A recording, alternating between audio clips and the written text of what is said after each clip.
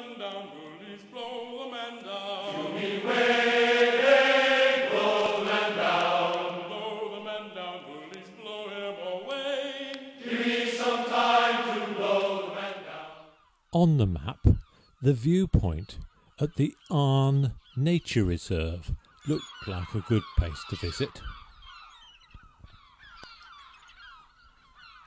It's near Wareham and looks over the harbour to Poole. It's very near Shipstal Point, which is a place where boats can harbour for the night. The viewpoint also looks across to Brownsea Island and a number of small islands, one of which has a long jetty where boats could moor up.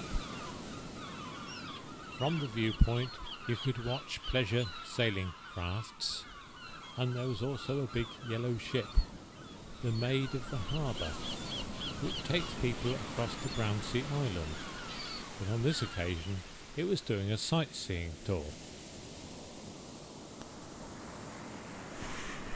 The land is very sandy and there are lots of gorse bushes and pine trees around. One thing that took my attention was the huge ant nests. They were large ants and they were collecting bits of fir cone and pine needles and piling them up to make their nests. They were very busy and very interesting.